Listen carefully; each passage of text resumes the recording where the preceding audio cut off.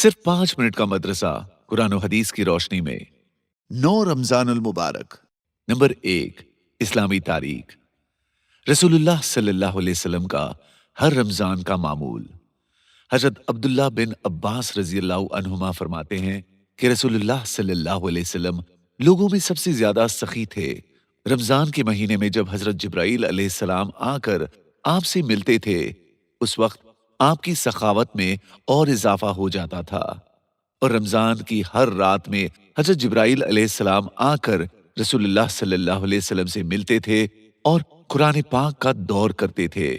और जब हजरत जिब्राइल अलैहिस्सलाम आपकी खिदमत में हाजिर होते तो आप माल खर्च करने में बादलों और पानी को लाने वाली हवाओं से भी ज्यादा सखी हो जाते थे। हदीस मुबारका से पता चलता है कि रमजानुल मुबारक की हर रात में हजरत जिब्राइल अलैहिस्सलाम रसूलुल्लाह सल्लल्लाहु अलैहि वसल्लम के साथ कुरान पाक का दौर करते थे। हजरत जिब्राइल आप सल्लल्लाहु अलैहि वसल्लम को कुरान सुनाते थे और आप हजरत जिब्राइल को सुनाते थे, और ये मामूल हर रमजान का था।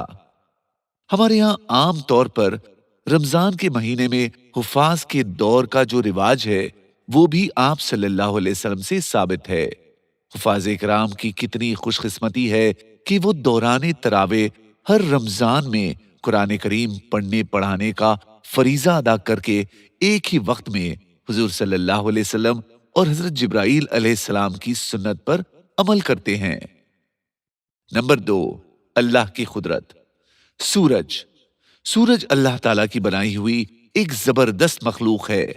इससे हमें रोशनी और गर्मी हासिल होती है। वो रोजाना मशरिक से निकलता है और मगरिब में डूबता है, लेकिन अल्लाह ताला कयामत के करीब उसे अपनी कुदरत से मशरिक के बजाय मगरिब से निकालेगा।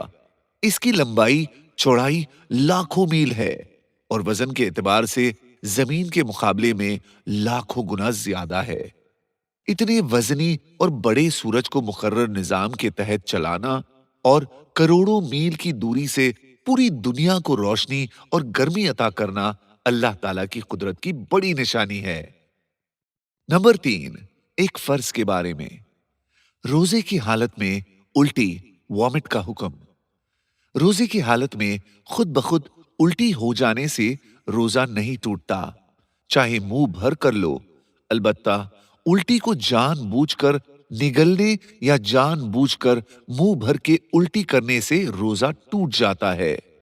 नंबर 4, एक सुन्नत के बारे में। मस्जिद की सफाई करना सुन्नत है। रसूलुल्लाह सल्लल्लाहु अलैहि वसल्लम खजूर की शाखों से मस्जिद का गर्द गुबार साफ फरमाते थे। नंबर 5, एक अहम अमल की फजीलत। रमजान के 3 हिस्से। रसूलुल्लाह सल्लल्लाहु अलैहि वसल्लम ने रमजान के मुतालिक फरमाया, ये ऐसा महीना है कि इसका अव्वल हिस्सा अल्लाह की रहमत है और दरमियानी हिस्सा मगफिरत है और आखिरी हिस्सा आग से आजादी है। जो शख्स इस महीने में अपने गुलाम और खादिम के बोझ को हल्का कर दे, अल्लाह ताला उसकी मगफिरत फरमाते हैं और आग से आजादी अता फरमाते हैं। नंबर 6, एक गुनाह के बारे में। नाबीना को गलत रास्ता बताना।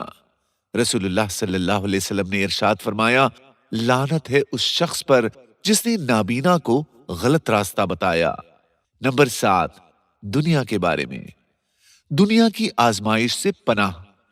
मुसआब बिन साद रजी अल्लाह अन्हु ने अपने वालिद साद बिन अबी वक्कास रजी अल्लाह अन्हु से नकल किया कि रसूलुल्लाह सल्लल्लाहु अलैहि वसल्लम हमें ये कलिमात इस तरह सिखाते थे जैसे लिखना सिखाते थे।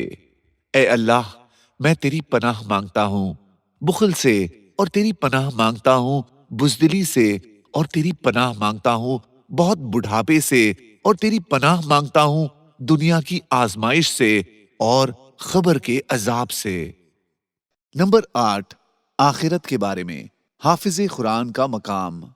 रसूलुल्लाह सल्लल्लाहु अलैहि वसल्लम ने फरमाया, कयामत के दिन साहिबे कुरान से कहा जाएगा, कुरान शरीफ पढ़ता जा और जन्नत के दर्जों पर चढ़ता जा और ठहर ठहर कर पढ़ जैसे कि तू दुनिया में ठहर ठहर कर पढ़ा करता था।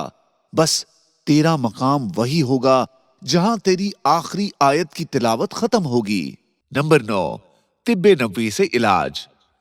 قرآن کریم میں شفا۔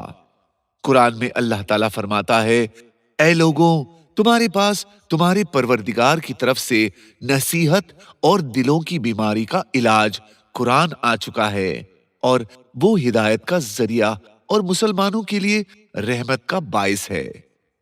نوٹ: قرآن مجید کی کثرت سے تلاوت دل کی تمام بیماریوں کے لیے صحت بخش ہے، اور اس میں دنیا و آخرت کے تمام امراض کے لیے شفا دینے والا علاج موجود ہے۔ نمبر 10، قرآن کی نصیحت۔ اللہ سے دعا مانگو۔